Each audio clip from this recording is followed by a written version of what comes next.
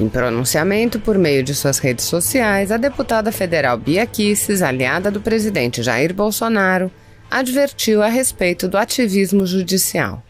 Conforme a parlamentar, o problema é acentuado quando exercido por membros do STF. A parlamentar rebateu os insultos de Gilmar Mendes, ministro do Supremo Tribunal Federal, ao Exército Brasileiro e os ataques infundados ao presidente Jair Bolsonaro, além de advertir a respeito da postura de Luiz Roberto Barroso, ministro do STF e do TSE. Assista. Olá pessoal, deputada federal Bia Kicis. Eu vim falar aqui com vocês sobre um dos temas mais importantes sobre o qual eu dedico meu mandato, que é o combate ao ativismo judicial. E nós estamos agora vivendo um momento muito crítico com relação a isso, quando esse ativismo ele advém diretamente de ministros do Supremo Tribunal Federal. Somente esses últimos dias nós tivemos 2 exemplos muito graves de ativismo. O que é o ativismo? O ativismo é quando o juiz ele se substitui ao legislador e ao invés de simplesmente fazer o seu papel de aplicar a lei, ou no caso até do Supremo, a Constituição, ao caso concreto, aos processos sobre os quais o juiz se debruça, que chegam ao juiz mediante provocação de uma parte interessada, o juiz começa a falar e decidir sobre questões políticas que não estão nos autos. Então nós tivemos essa semana o ministro Gilmar Mendes, numa entrevista, numa declaração, dizer o seguinte, que é preciso dizer isso de maneira muito clara. O Exército está se associando a esse genocídio. Não é razoável, é preciso pôr fim a isso. Então, a gente fica pensando assim, de que genocídio, em primeiro lugar, o ministro está falando, né? Porque nós vivemos nos últimos governos um genocídio, aí sim, verdadeiro, de jovens, né, de negros, de pessoas pobres, que têm sido assassinadas, e não só negros e pobres, mas toda a sociedade, que realmente nessas camadas mais pobres da sociedade aumenta a violência, né? Mas pessoas de todas as camadas sociais, de todos os níveis intelectuais, de todas as profissões, têm sido vítimas, sim, de assassinatos, 60 mil pessoas por ano, sem que o Estado tenha sido capaz de proteger essas pessoas. Aí a gente pode falar de genocídio, mas no governo atual, que genocídio é esse? Quem é que está cometendo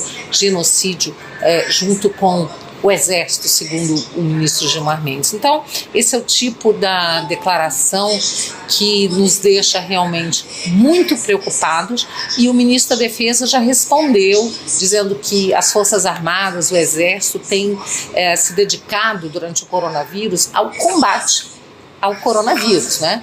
Então não há genocídio algum, o que há é agora uma modinha, né, de ficar falando do presidente da República com total desrespeito à autoridade máxima da República e chamando o presidente de genocida, o que é um crime, né? Porque genocídio é um crime contra a humanidade, e aí, no caso, estão atribuindo um crime, então já existe aí no mínimo uma calúnia, além de uma atividade política do ministro, que é muito preocupante. E aí, em seguida, a gente vê o ministro Barroso também falando, né?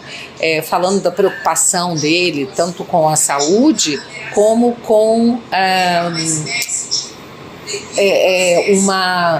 as redes estando disseminando ódio. Ele está muito preocupado com o ódio e a desinformação disseminada nas redes sociais. Isso eu coloco como presidente do TSE, tendo que tomar uma atitude para evitar que aconteça o que aconteceu no Brexit. O que aconteceu no Brexit? No Brexit, o povo inglês decidiu 2 vezes pela retirada, pela saída da Inglaterra,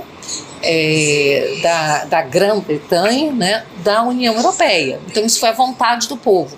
Mas como o ministro Barroso, pelo visto, ele é a favor da União Europeia, ele é contra a saída da Grã-Bretanha, então ele diz que isso foi fruto de desinformação. Assim como, segundo o ministro, as eleições americanas, a eleição do Trump também foi fruto de desinformação, não fruto da vontade de um povo que era majoritariamente conservador, né? Que se vê representado pelo Trump, pelas suas ideias, ao contrário, né, das ideias pregadas pelo Partido Democrata, né? E também as eleições na Índia, segundo o ministro Barroso, também fruto de desinformação. Agora, o presidente da Polônia foi reeleito, um conservador. Pode ser que o ministro Barroso também ache que foi fruto de desinformação. Desinformação essa que precisa ser combatida. Como é que ele está combatendo isso, gente? Combatendo, chamando as plataformas, dizendo que elas têm que retirar, né? Elas têm que cuidar para que não haja fake news. E o ministro tem que retirar das plataformas aquelas informações que, segundo ele, desinforma. Aí o ministro, né, ele diz o seguinte, que ele conta, olha que bonito, gente, vocês têm certeza que vocês vão ficar emocionados. Contamos com a imprensa profissional que sabe separar fato de opinião, a gente tem visto isso, que se move por preceitos éticos, a gente também tem visto isso, e que possa fazer o filtro dessas bobagens que circulam nas redes ao lado dos checadores de fato. Aí eu trouxe, né, essa informação de que foi uma pesquisa feita pelo Instituto Global Edelman Trust Barometer, tá? É um estudo feito por eles em 2018, disse o seguinte, que a imprensa, tá? A imprensa, ela é a instituição menos confiável globalmente. Então, esse resultado apontou que em 22 dos 28 países onde a pesquisa foi feita, ela se encontra no território da desconfiança. E o Brasil certamente é um desses países, se não foi incluído na pesquisa, se fosse incluído, certamente seria um desses países onde a imprensa está realmente assim, um dos últimos locais, uma das últimas posições de instituição confiável, não é? A gente tem assistido jornalista que torce para presidente morrer, pesquisas que são feitas, né, depois desmentidas, pesquisas eleitorais que são feitas, divulgadas pela imprensa e depois são desmentidas nas urnas. A gente tem visto aí que na questão até do coronavírus, a imprensa se valendo de dados científicos que mudam toda semana, né? Então a gente sabe que não tem uma cobertura parcial, lamentavelmente, por boa parte da imprensa, mas é com essa mídia aí que o ministro Barroso diz contar essa imprensa profissional para dizer, junto com os checadores de fatos, o que é verdade, o que é mentira, né, e impor aí um cala-boca, uma censura às redes sociais. Então, assim, eu estou deveras preocupada com isso, tá? Como parlamentar, trabalho todos os dias, né, para combater esse ativismo judicial. Tem uma série de projetos de lei contrários ao ativismo, que visam a responsabilizar esse ativismo, criminalizar toda vez que houver uma usurpação de poder. Isso tem acontecido muito porque, lamentavelmente, o parlamento tem se colocado de joelhos, subserviente ao Supremo Tribunal Federal. E a gente sabe que tem aí parlamentares que têm problemas perante a justiça, né, que temem realmente que haja uma investigação, uma denúncia, que o Supremo possa condená-los.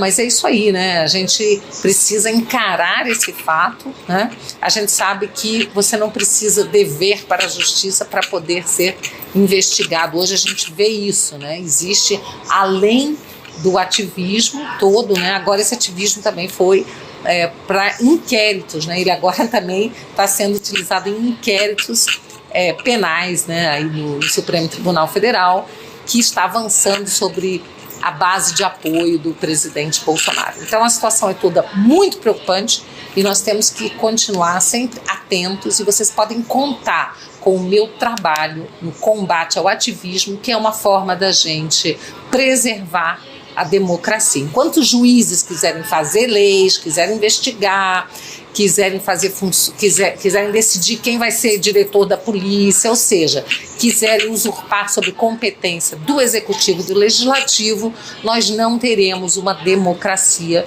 efetiva. Para concluir, presidente, eu quero externar a minha preocupação com o PL 2630, que está no Senado. Não sei se essa altura sendo votado ou não, havia muitos esforços para que ele não fosse votado, para que fosse feita uma discussão bem mais ampla, porque nós corremos o risco, sim, de sermos calados. Temos a nossa liberdade de expressão ameaçada por esse projeto. É claro que ninguém pode ser a favor de se ter perfil falso, robô, mas a perícia da polícia acabou de dizer que não tem como detectar a existência de robôs na rede, acabou de levar essa conclusão ao ministro Alexandre de Moraes. Então, o que estamos realmente vendo aqui é uma tentativa de calar a voz daquelas pessoas que falam diferente do que a mídia mainstream quer tratar. Então, nós temos que cuidar para não sermos calados, temos que brigar muito com todos os instrumentos, ferramentas legais, jurídicos, que a nossa Constituição nos dá, que as leis nos dão, para que a gente não aceite nenhum tipo de censura. Nós não aceitamos a censura. O Supremo, em outros tempos, já balizando os princípios da liberdade de expressão e o princípio da intimidade e da honra, já entendeu que se alguém tiver a sua honra ferida, deverá buscar o ressarcimento disso na justiça, mas que a liberdade de expressão, ela tem que prevalecer quando cotejados esses dois princípios. Então, senhor presidente, eu espero que, caso essa lei venha a ser aprovada no Senado, coisa que a gente sinceramente espera que não aconteça, e a população está clamando por isso, e também as plataformas estão ameaçando sair do Brasil diante do risco de terem que indenizar, de arcar com indenizações por pessoas que cometam alguma calúnia, difamação, e que nós já temos instrumentos para punirmos com a nossa legislação atual. Eu sinceramente espero que, se essa lei passar no Senado, que ao chegar à Câmara, a Câmara tenha essa consciência de que nós, como representantes do povo, temos que ouvir sim a população, e a população está clamando para que essa lei não seja aprovada. A população está clamando pela sua liberdade, e cabe a nós, representantes do povo, garantirmos essa liberdade do povo brasileiro. Muito obrigado, senhor presidente. Bom dia, pessoal. Deputada federal Bia Kicis, como vocês podem ver, estou aqui na Câmara dos Deputados, aqui num plenário que está absolutamente vazio, porque ontem à noite eu fui informada de que haveria uma reunião para debater a lei da censura, o PL 2630, e também outros projetos que são de origem aqui da Câmara, como, por exemplo, a deputada Tabata Amaral, da deputada Joyce Hasselmann, todos os projetos que visam a determinar o que é ou não a verdade, e trazer uma censura para as redes, né? Então, muitas vezes eles colocam como sendo uma intenção bonitinha de evitar a propagação de fake news, mas a gente sabe que não é isso. Mas é importante dizer para vocês o seguinte: chegando aqui, eu vi que a reunião ela é apenas virtual, como vocês podem ver ali, ó, a tela, né, mostrando ali que é um debate que é fechado. Está sendo transmitido pelo YouTube, mas eu mesma, como parlamentar, não tenho como me inscrever para falar.